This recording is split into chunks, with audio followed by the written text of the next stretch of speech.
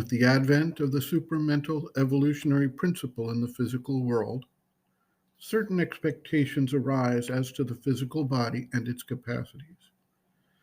Supramental consciousness, infused into the very cells of the body, clearly would make the body more adaptable, more powerful, and more able to withstand the causes of illness, decomposition, and death. In other words, one could expect enhanced health and longevity to result. This prospect obviously captures the imagination of seekers and practitioners. In fact, the entire world's population already wants to see improvements in the body's ability to thrive, withstand disease, and extend a useful, healthy life. But in today's world, people go even further in their imaginings about the future capacities of the body, expecting various superpowers to develop, and the popular culture is filled with ideas about the type of superpowers that people fantasize about. Sri Aurobindo acknowledges that the supramental force acting directly on the body would have a dramatic effect in favor of increased health, wellness, longevity, and powers of action. Yet, he also notes that this is not something that can be expected to occur in the near term, and he outlines the conditions for the development of what may be called the supramental body.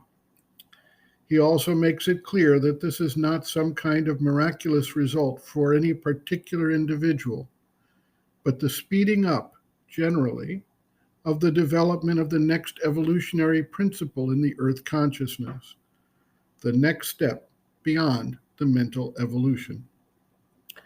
This process can be, under normal circumstances, one that can take millennia to eventuate. Through the conscious participation in the process by practitioners focused on development of the next necessary prerequisites, such as the focus and aspiration, the rejection of obstacles in the mind, life, and body, and the opening of these lower principles to the action of the higher force in all fullness. Sri Aurobindo expects the process to be dramatically speeded up.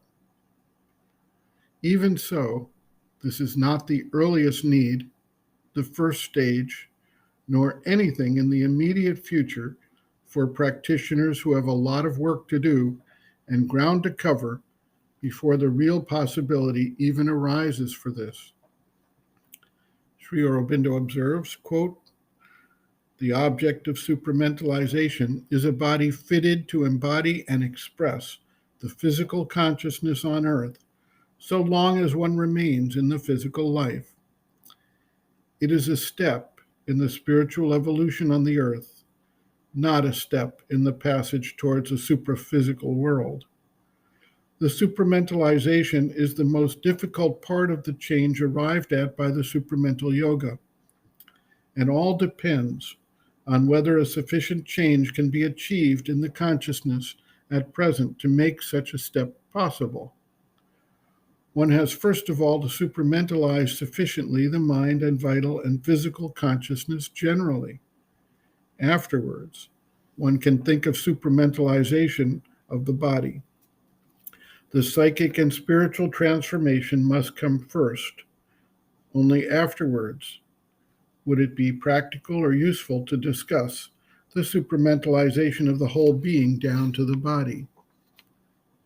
It is quite impossible for the supramental to take up the body before there has been the full supramental change in the mind and the vital. X and others seem always to expect some kind of unintelligible miracle. They do not understand that it is a concentrated evolution, swift, but following the law of creation that has to take place. A miracle can be a moment's wonder.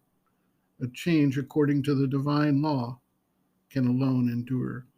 End quote. Reference, Sri Aurobindo, Integral Yoga, Sri Aurobindo's Teaching and Method of Practice, Chapter 8, The Triple Transformation, Psychic, Spiritual, and Supramental, The supramental transformation, pages 229 to 237.